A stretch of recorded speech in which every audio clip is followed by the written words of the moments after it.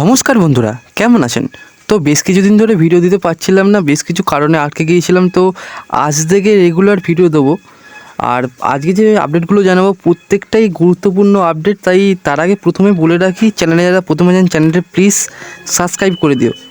আজকের প্রথম আপডেটে জানাই, সেটা হচ্ছে এটা মোহনবাগান ম্যানেজমেন্ট কী করছে।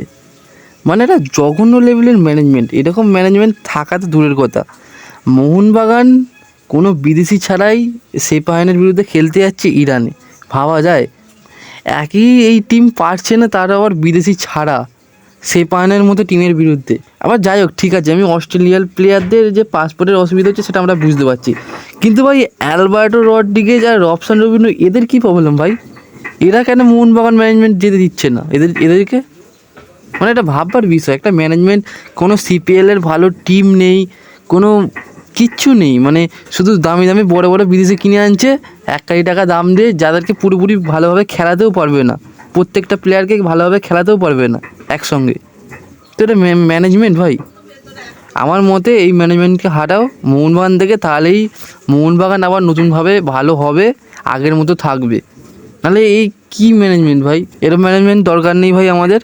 মানে মোহনবাগানের ফ্যানেদের সঙ্গে পুরো ইমোশনালি ছেলে খেলা করছে ভাই। আমরা সকলে যদি না প্রোটেস্ট করি, এরকমভাবেই ম্যানেজমেন্ট করতে থাকবে, ভুল ভাল ডিসিশান নেবে আর মোহনবাগান ফ্যানেদের সঙ্গে ছেলে খেলা করবে।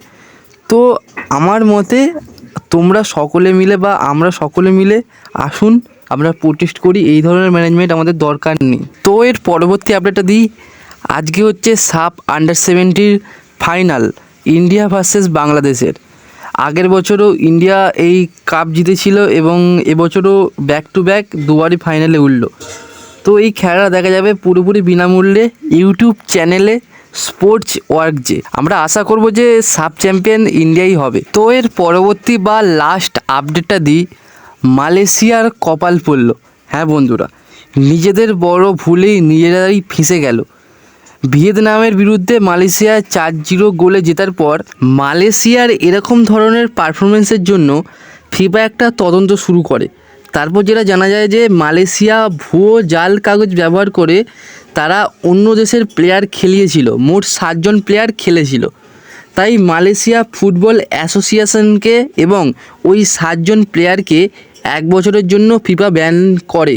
আর তারই সঙ্গে মালয়েশিয়া ফুটবল অ্যাসোসিয়েশনকে 3,50,000 CHF অর্থাৎ $4,38,700 মার্কিন জরিমানা করেছে ফিফা।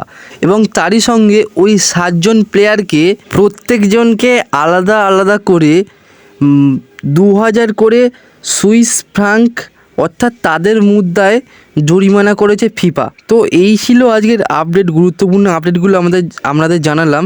তো ভিডিওটা ভালো লাগলে অবশ্যই লাইক, কমেন্ট এবং একটা প্লিজ শেয়ারও করে দেবেন। ধন্যবাদ।